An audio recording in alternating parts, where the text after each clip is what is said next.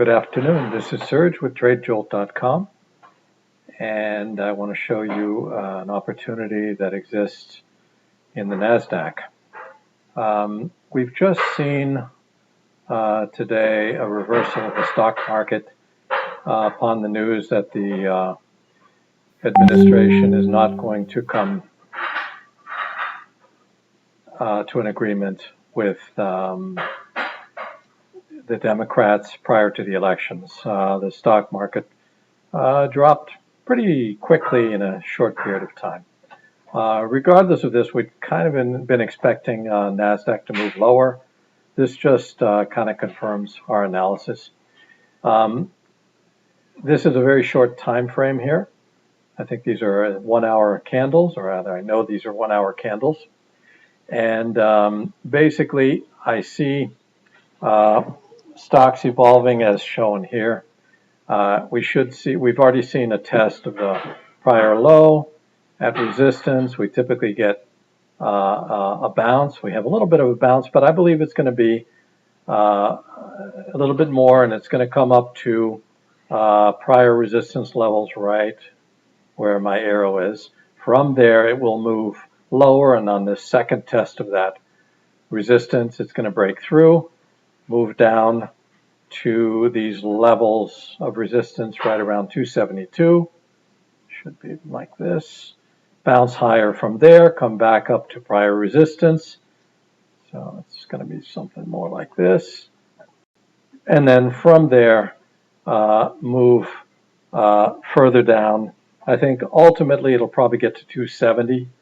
269 would be a 68% retracement of the low to high, and a level of 270 and change would be a three-wave pattern bringing it to here. That would also close the gap here, but it wouldn't quite bring it to the major resistance here. So I would guess at the bottom, temporary bottom before a retracement is going to be in the 271, 270 range. Wave analysis, which, or rather time wave analysis, which I don't find as reliable as Elliott wave analysis, in other words, price analysis, but is nevertheless a useful tool, would suggest that we could see that lowering occurring somewhere around the 10th of October, the ultimate low, perhaps as late as the 13th. That's how I will build a play, and it doesn't, the play that I'm going to build on, the option play, as you'll see, doesn't require it to reach the full 271, but it optimizes the return on that level. So here's the actual strategy. So if I were to put it on at the close of market today, this would have been the price I would have gotten. It would have cost me about $35 per contract to put this contract on. I would have lost money by the end of the week, by the 9th. That's 3 days away from today, if the price remains above 270, 250. And I will lose what I invest, which is $35. If, on the other hand, I've correctly appraised the level which it could reach by that point, right around here, around, excuse me,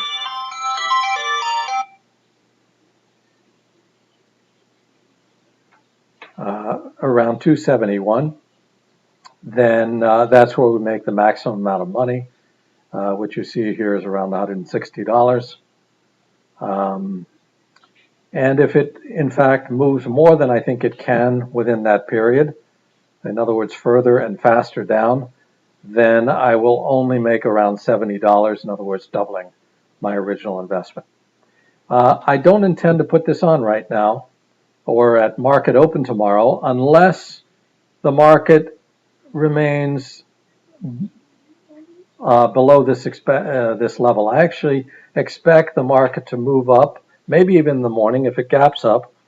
I want to put this trade on when it's close to this resistance level here around 277.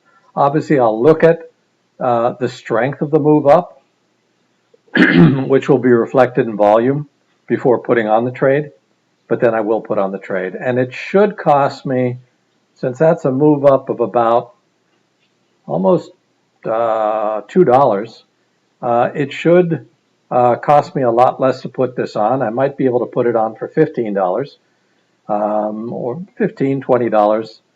In that case, it's going to be even more attractive. I'll probably buy, I'll want to buy at least probably 10 contracts, so I'll only have to spend $1 to put on those 10 contracts. So that'll be an average cost of about 10 cents per contract. That's it. We'll see what happens tomorrow. And good luck to all of you trading. Thanks for listening.